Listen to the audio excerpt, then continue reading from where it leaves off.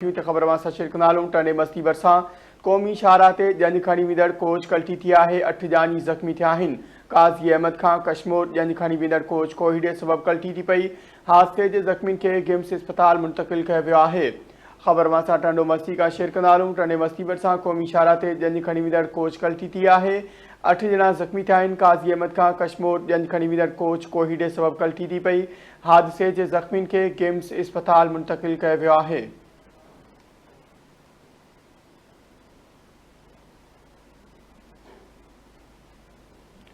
ख़बर मां शिरकनालू टंडो मस्ती बरसां क़ौमी शाहराह ते जंज खणी वेंदड़ कोच कल्टी थी आहे। 8 जानी ज़ख़्मी थिया आहिनि। काज़ी अहमद खां कश्मोर जंज खणी वेंदड़ कोच कोहीड़े सबब कल्टी थी पई। हादसे जे ज़ख़्मियुनि खे गिम्स अस्पताल मुंतक़िल कयो वियो आहे।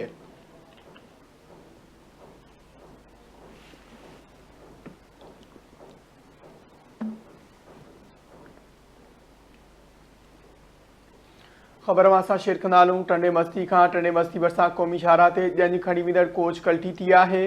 8 जानी ज़ख़्मी थिया आहिनि। काज़ी अहमद खां कश्मोर जंज खणी वेंदड़ कोच कोहीड़े सबब कल्टी थी पई। हादसे जे ज़ख़्मियुनि खे गिम्स अस्पताल मुंतक़िल कयो वियो आहे।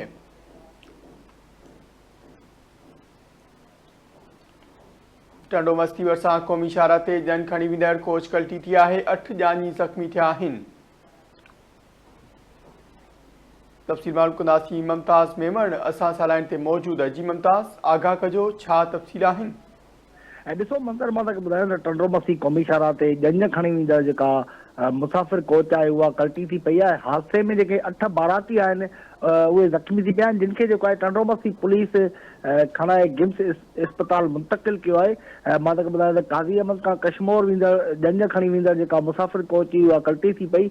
हादसे में सुहेल पठान, अकबर पठान, सलमान पठान समेत जेके 8 बाराती आहिनि उहे ज़ख़्मी थी पिया हुया। पुलिस जो चवणु आहे त काज़ी अहमद खां जंज खणी वेंदड़ मुसाफ़िर कोच जेका कल्टी थी आहे उहा शदीद कोहिड़े सबब जेको आहे कल्टी थी पई आहे। ज़ख़्मियुनि खे जेको आहे इलाज लाइ गिम्स अस्पताल मुंतक़िल कयो आहे।